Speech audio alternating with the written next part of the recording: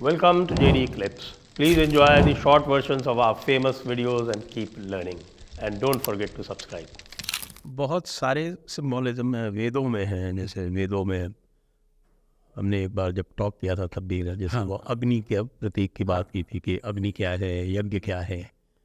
अग्नि को आप फिजिकल फायर भी आप उसका अर्थ ले सकते हैं, अग्नि को आप देवता के रूप में भी ले सकते हैं और अग्नि को आप चेतना के रूप में भी ले सकते हैं, depending on the level that you are at. Yes.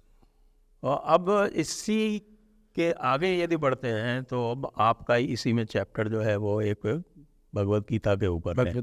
पूरा सेक्शन है। पूरा सेक्शन एक भगवत गीता के ऊपर है। तो भगवत गीता जो है वो हमारे यहाँ तो जो आचार्य परंपरा है उसमें ये है कि जब तक आपने भगवत गीता का भाष्य नहीं लिखा तब तक आपको आचार्य नहीं मानते हैं, आपको उसके लिए आपको अत्यंत आवश्यक है। हम ये पाते हैं कि भगवत गीता से ही आदि शंकर ने प्रेरणा ली, उन्होंने अद्वैत का प्रतिपादन किया। भगवत गीता से ही रामानुजाचार्य ने प्रेरणा ली और उन्होंने विशिष्ट अद्वैत का प्रतिपादन किया। माधवाचार्य ने भी भगवत गीता से ही प्रेरणा ली और उन्होंने द्वैत का प्रतिपादन किया। और भी आगे चले तो निम्बार्काचार्य को ले लें या चैतन्य महाप्रभु ले लें, ये सबके सब जो है वो गीता से ही प्रेरणा लेके और श्री अरविंद तक, श्री अरविंद भी, श्री अरविंद, स्वामी विवेकानंद, सभी ने गीता से ही प्रेरणा लेके, लेकिन गीता से ही उन्होंने अलग अलग मत जो है वो प्रतिपादित कर लिए। तो ये जो है इसका कैसे आप समाधान निकालेंगे? क्योंकि एक चीज़ मैं और भी देखता हूँ कि जैसे अद्वैत को जो है तो अद्वैत जो है वो सभी को समाहित कर लेता है, लेकिन द्वैत वाले जो हैं वो अद्वैत को नहीं मानते, या विशिष्ट अद्वैत वाले भी मायावाद को नहीं मानते। शुद्ध अद्वैत वाले जो पुष्टि मार्गी हैं वो भी जो है वो जगत को सत्य मानते, माया नहीं मानते, और सबका आधार जो है वो भगवत गीता है। ये कैसे? ये मेरे विचार में भगवत गीता श्री कृष्ण है। भगवत गीता इज श्री कृष्ण। सो अगर हम ये समझ लें कि श्री कृष्ण इज एवरीथिंग, वासुदेव सर्वम इति, so if Vasudeva, Sri Krishna, Narayan is this and that which goes beyond this and that, then it's not a very difficult thing to reconcile. ये तो फिर आसानी से हम समझ ले सकते हैं कि आप हमारे स्तर में, इंटेलेक्चुअल स्तर में, मानसिक स्तर में, जिसे हम अपनी युक्ति से या अपने समझ से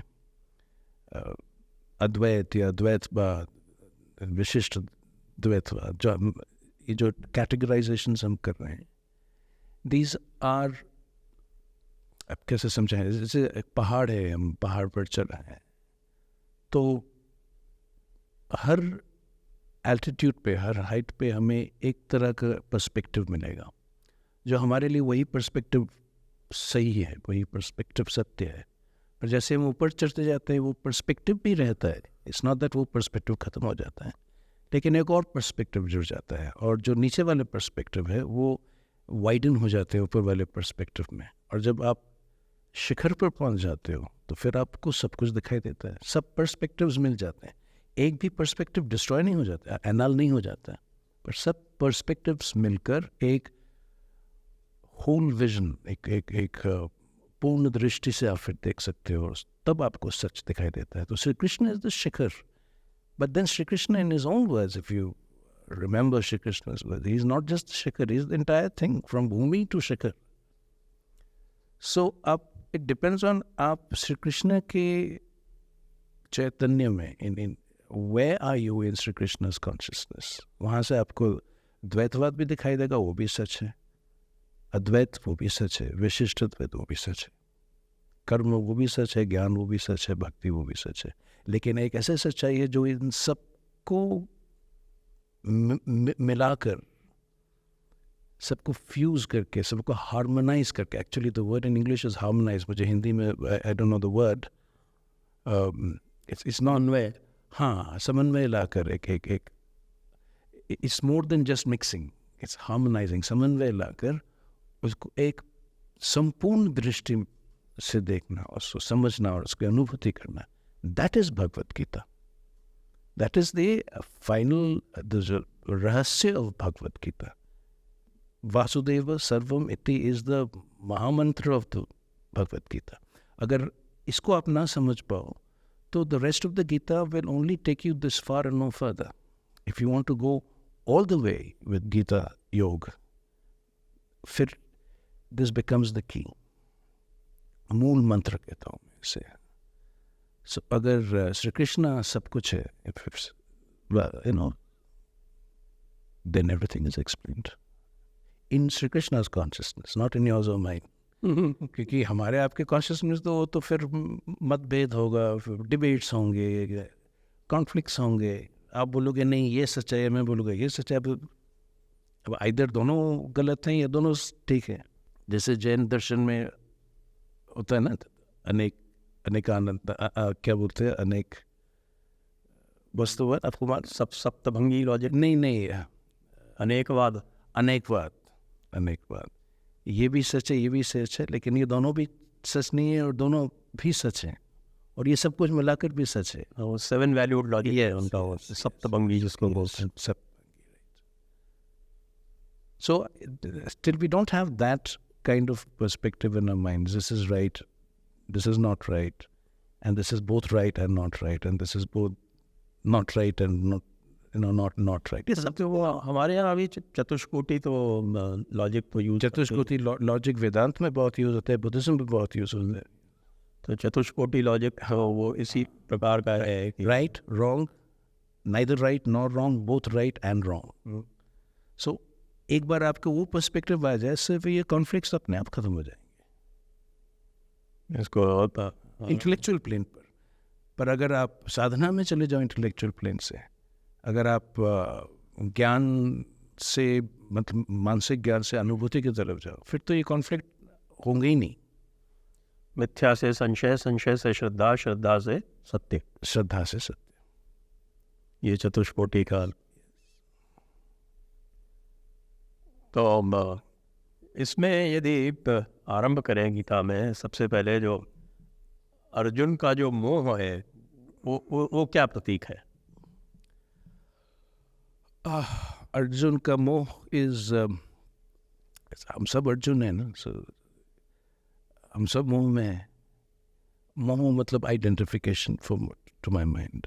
सो जहाँ आइडेंटिफिकेशन हो वहाँ मोह होगा, और आइडेंटिफिकेशन है जहाँ मेरा अहम उस आपका आकार ले ले, वो अहंकार को हम आइडेंटिफिकेशन कहते हैं।